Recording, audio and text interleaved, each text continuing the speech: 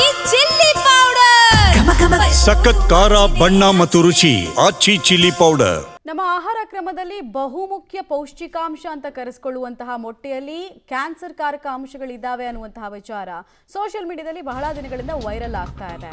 ಇದನ್ನು ದೂರ ಮಾಡೋ ಕೆಲಸವನ್ನ ಸರ್ಕಾರ ಮಾಡಬೇಕಾಗಿದೆ. ಮೊಟ್ಟೆಯಲ್ಲಿ ಕ್ಯಾನ್ಸರ್ ಕಾರಕ ಅಂಶ ಇದೆಯಾ, ಮೊಟ್ಟೆಯಿಂದ ಕ್ಯಾನ್ಸರ್ ಹಬ್ಬತ್ತೆ ಅನ್ನುವಂತಹ ವದಂತಿ ವಿಚಾರಕ್ಕೆ ಬೆಂಗಳೂರಿನ ವಿವಿಧ ಪ್ರದೇಶಗಳಲ್ಲಿ ಮೊಟ್ಟೆಯ ಸಂಗ್ರಹವನ್ನ ಮಾಡಲಾಗ್ತಾ ಇದೆ. ಸೂಪರ್ ಮಾರ್ಕೆಟ್, ಪೌಲ್ಟ್ರಿ ಅಂಗಡಿ, ಬೇರೆ ಬೇರೆ ಬ್ರ್ಯಾಂಡ್ಸ್ ಇದಾವಲ್ಲ, ಆ ಎಲ್ಲ ಎಕ್ಸಾಂಪಲ್ಸ್ ಅನ್ನ ಪಡೆದುಕೊಳ್ಳಲಾಗ್ತಾ ಇದೆ. 60ಕ್ಕೂ ಹೆಚ್ಚು ಶಾಪ್ಗಳಿಂದ ಮೊಟ್ಟೆ ಸ್ಯಾಂಪಲ್ಸ್ ಅನ್ನ ಸಂಗ್ರಹಿಸ್ತಾ ಇದ್ದಾರೆ. ಈ ಮೊಟ್ಟೆ ಸ್ಯಾಂಪಲ್ಸ್ ಅನ್ನ ಸಂಗ್ರಹಿಸಿ ಅದನ್ನು ಡೈರೆಕ್ಟ್ ಆಗಿ ಲ್ಯಾಬಿಗೆ ಕೊಡ್ತಾರೆ. ಲ್ಯಾಬಲ್ಲಿ ಏನಾದರೂ ಜಿನೋಟಾಕ್ಸಿಕ್ ಅಂಶ ಅಂತ, ಜಿನೋಟಾಕ್ಸಿಕ್ ಅಂದರೆ ನಮ್ಮ DNA ಇದೆಯಲ್ಲ, ನಮ್ಮ DNA ಹಾನಿ ಮಾಡುವಂತಹ ಅಂಶಕ್ಕೆ ಜಿನೋಟಾಕ್ಸಿಕ್ ಅಂತ ಕರಿತೀವಿ. ಸೊ ಅಂಥ ಅಂಶಗಳೇನಾದರೂ ಇದೆಯಾ, ಕೆಮಿಕಲ್ಸ್ ಏನಾದರೂ ಇದೆಯಾ ಅನ್ನೋದನ್ನು ಚೆಕ್ ಮಾಡೋದಕ್ಕೆ ಫುಡ್ ಸೇಫ್ಟಿ ಆಫೀಸರ್ಸ್ ಸ್ಯಾಂಪಲ್ಗಳನ್ನು ಕಲೆಕ್ಟ್ ಮಾಡಿದ್ದಾರೆ. ಇದನ್ನು ಡೀಟೇಲ್ ಆಗಿ ಲ್ಯಾಬ್ನಲ್ಲಿ ಟೆಸ್ಟ್ ಮಾಡಲಾಗುತ್ತೆ. ಲ್ಯಾಬಲ್ಲಿ ಟೆಸ್ಟ್ ಆದ ನಂತರ ಮೊಟ್ಟೆ ಸೇಫಾ ಇಲ್ವಾ ಎಲ್ಲ ಗೊತ್ತಾಗುತ್ತೆ. ಪರ್ಟಿಕ್ಯುಲರ್ಲಿ ಒಂದು ಬ್ರ್ಯಾಂಡ್ನಿಂದ ಶುರುವಾದಂತಹ ವಿವಾದ ಹಾಗೂ ನಮ್ಮ ಜೀವನದ ಅವಿಭಾಜ್ಯ ಅಂಗ. ವೆಜಿಟೇರಿಯನ್ಸ್ನ ಕೇಳಿದ್ರು ಎಗ್ ತಿಂತೀವಿ ಅಂತ ಈಗ ಹೇಳೋರು ಜಾಸ್ತಿ. ಯಾಕಂದರೆ ಒಂದು ಡಯಟ್ ಫ್ರೆಂಡ್ಲಿ ಮೊಟ್ಟೆ, ಪ್ರೋಟೀನ್ನ ದೊಡ್ಡ ಸೋರ್ಸು.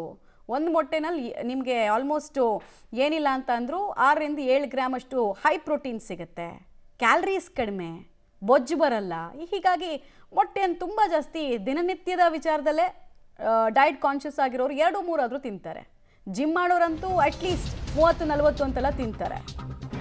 ಮೊಟ್ಟೆಯಲ್ಲಿ ಕ್ಯಾನ್ಸರ್ ಕಾರಕ ಅಂಶ ಅನ್ನುವಂತಹ ವದಂತಿ ಕಾಡಿಗಿಚ್ಚಿನಂತೆ ಹಬ್ಬಿದೆ. ಈ ವಿಚಾರದಲ್ಲಿ ಆರೋಗ್ಯ ಸಚಿವ ದಿನೇಶ್ ಗುಂಡೂರಾವ್ ಅವರು ಪ್ರತಿಕ್ರಿಯೆ ಕೊಟ್ಟಿದ್ದಾರೆ. ಆಹಾರ ಇಲಾಖೆ ಅಧಿಕಾರಿಗಳಿಗೆ ತನಿಖೆ ಮಾಡಿ ಟೆಸ್ಟ್ ಮಾಡಿ ಅಂತ ಸೂಚನೆಯನ್ನು ಕೊಟ್ಟಿದ್ದೀನಿ. ಈಗಾಗಲೇ ಮೊಟ್ಟೆ ಸ್ಯಾಂಪಲ್ಗಳನ್ನು ತೆಗೆದುಕೊಂಡಿದ್ದಾರೆ ಅಂತ ಕೂಡ ತಿಳಿಸಿದರು. ವರದಿ ಬಂದ ಬಳಿಕ ಗುಣಮಟ್ಟದ ಪರೀಕ್ಷೆಯ ಮೌಲ್ಯಮಾಪನ ಗೊತ್ತಾಗುತ್ತೆ ಅಂತ ಆರೋಗ್ಯ ಸಚಿವ ದಿನೇಶ್ ಗುಂಡೂರಾವ್ ಪ್ರತಿಕ್ರಿಯೆ ಕೊಟ್ಟಿದ್ದಾರೆ. ನಿನ್ನೆ ಅಷ್ಟೇ ಅವ್ರು ಹೇಳಿದ್ರು, ನಾವು ಟೆಸ್ಟ್ ಮಾಡಿಸ್ತೀವಿ, ಜಾಗೃತಿ ಕೂಡ ಮೂಡಿಸ್ತೀವಿ, ಕೂಡಲೇ ಎಗ್ ತಿನ್ನೋದು ಬಿಡಬೇಕಂತ ಏನಿಲ್ಲ ಅಂತೆಲ್ಲ ಹೇಳಿದ್ರು ಅವರು.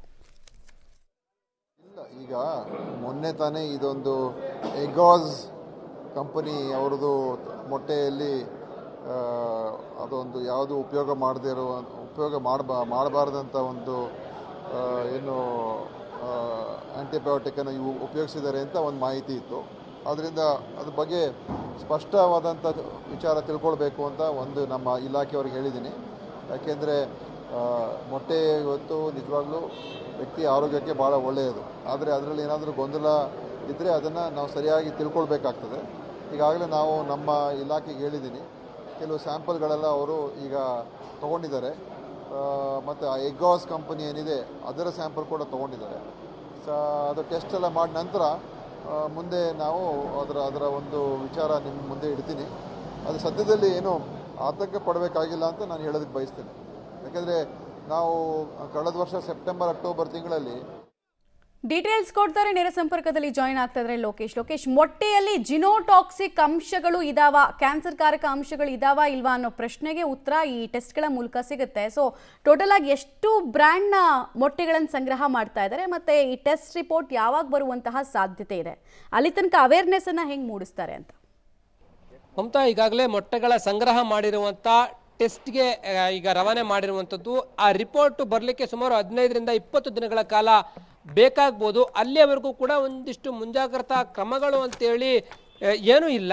ಮೊಟ್ಟೆ ಸೇವನೆಯನ್ನು ಮಾಡ್ಬೋದು ಅಂತ ಕೂಡ ಹೇಳ್ತಾ ಇದ್ದಾರೆ. ಸೇವನೆ ಮಾಡ್ತಕ್ಕಂಥ ಪ್ರಮಾಣ ಮತ್ತು ಕುದಿಸುವಂಥ ಪ್ರಮಾಣದಲ್ಲಿ ಅದರಲ್ಲಿ ತಾವು ಕ್ಲೀನ್ನೆಸ್ಸನ್ನು ಕಾಯ್ದುಕೊಳ್ಬೇಕಾಗತ್ತೆ. ಮೊಟ್ಟೆ ತರಬೇಕಾದ್ರೇ ಕ್ಲೀನ್ ಮಾಡಬೇಕು ಅಂತಲೂ ಕೂಡ ಹೇಳುವಂಥದ್ದು. ಈ ರೀತಿಯಾಗಿ ಒಂದಷ್ಟು ಮುಂಜಾಗ್ರತಾ ಕ್ರಮಗಳನ್ನು ಬಿಡುಗಡೆ ಮಾಡುವ ಸಾಧ್ಯತೆ ಇದೆ. ಈಗಾಗಲೇ ಈ ವದಂತಿ ಪ್ರಕರಣವನ್ನು ಆರೋಗ್ಯ ಇಲಾಖೆ ಮತ್ತು ಫುಡ್ ಸೇಫ್ಟಿ ಡಿಪಾರ್ಟ್ಮೆಂಟ್ ಅವರು ಗಂಭೀರವಾಗಿ ಪರಿಗಣನೆಗೆ ತೆಗೆದುಕೊಂಡಿರುವಂಥದ್ದು. ಆ ಟೆಸ್ಟ್ ಮಾಡಿದಾಗ ಅದರಲ್ಲಿ ಏನಾದರೂ ವ್ಯತ್ಯಾಸ ಕಂಡು ಬಂದರೆ ಆಗ ಒಂದಷ್ಟು ಗೈಡ್ಲೈನ್ಸನ್ನು ಬಿಡುಗಡೆ ಮಾಡಿ ಸೇವನೆ ಮಾಡಲಿಕ್ಕೆ ಅಂತೇಳಿ ಒಂದಷ್ಟು ಗೈಡ್ಲೈನ್ಸನ್ನು ಬಿಡುಗಡೆ ಮಾಡ್ಬೋದು. ಈಗಲೇ ಯಾವುದೇ ರೀತಿಯಂಥ ಆತಂಕ ಬೇಡ, ಮೊಟ್ಟೆ ಸೇವನೆ ಮಾಡ್ಬೋದು ಅಂತೇಳಿ ಆರೋಗ್ಯ ಸಚಿವರೇನೆ ಹೇಳ್ತಾ ಇದ್ದಾರೆ. ಸುಮಾರು 10 ರಿಂದ 15 ಬ್ರ್ಯಾಂಡ್ಗಳ ಮೊಟ್ಟೆಗಳನ್ನು ಕೂಡ ಸಂಗ್ರಹ ಮಾಡುವಂಥ ಕೆಲಸ ಈಗ ಫುಡ್ ಸೇಫ್ಟಿ ಡಿಪಾರ್ಟ್ಮೆಂಟ್ ಅಧಿಕಾರಿಗಳು ಮಾಡ್ತಾ ಇರುವಂಥದ್ದು.